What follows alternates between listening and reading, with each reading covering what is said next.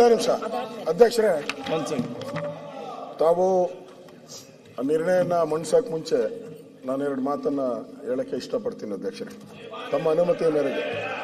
ನಾನೇನು ಭಾವಿಲ್ಲ, ಈ ಸರ್ಕಾರ ಅಬಕಾರಿ ಬಿಟ್ಬಿಡಿ, ಅವನೇ ಮಾತಾಡ್ಕೊಂಡು ಅಬಕಾರಿ ಹಗರಣದಲ್ಲಿ ಲೂಟಿ ಮಾಡಿದ್ದಾರೆ.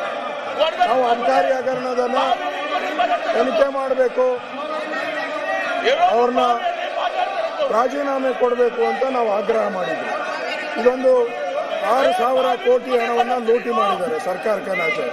ಇವತ್ತು ಗೃಹಲಕ್ಷ್ಮಿ ಹಣ ಕೊಟ್ಟಿಲ್ಲ, ಬಡವರಿಗೆ ಏನು ಹಣ ಸೇರ್ಬೇಕಾಗಿತ್ತೋ ಹಣಗಳು ಸೇರ್ತಾ ಇಲ್ಲ. ಇವತ್ತು ಅಬಕಾರಿ ಸಚಿವರು ಅವರ ಬೇಜವಾಬ್ದಾರಿ ಹೇಳಿಕೆ ಕೊಡೋ ಮುಖಾಂತರ ಈ ಒಂದು ಹಗರಣವನ್ನು ಮುಚ್ಚಾಕಕ್ಕೆ ಪ್ರಯತ್ನ ಮಾಡ್ತಾರೆ. ಇದು ಸರಿ ಇಲ್ಲ, ಇದನ್ನ ನಾವು ವಿರೋಧ ಮಾಡ್ತೀವಿ. ಎರಡನೇದು, ಇವತ್ತು ಮನ್ರೇಗಾ ಸರ್ಕಾರ ತಂದಿದೆ, ನಿರ್ಣಯ ಮಾಡಕ್ಕೆ ತಂದಿದೆ. ಜಿ ರಾಮ್ಜಿ ಏನಿದೆ, ಆ ಜಿ ರಾಮ್ಜಿ ಇವತ್ತು ಒಳ್ಳೆ ಯೋಜನೆ. ಅದು ಸನ್ಮಾನ್ಯ ಪ್ರಧಾನಿ ನರೇಂದ್ರ ಮೋದಿ ಅವರು ಒಳ್ಳೆ ಯೋಜನೆ ತಂದಿದ್ದಾರೆ.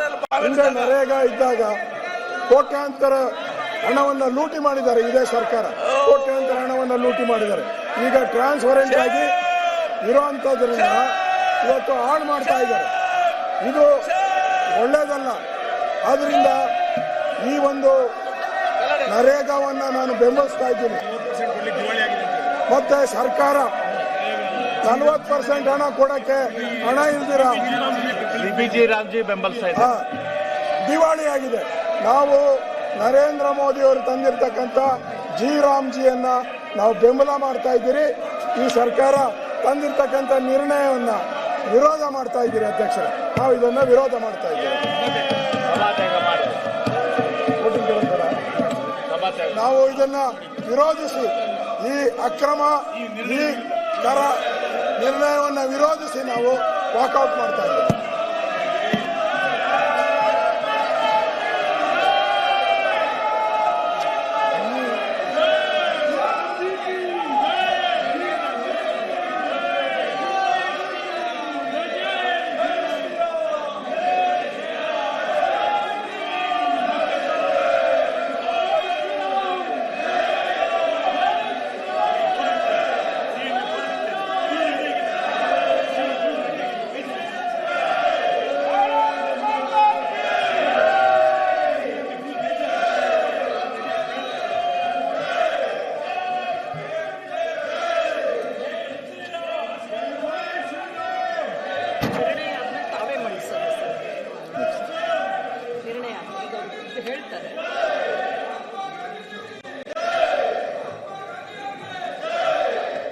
ಆಯ್ತು.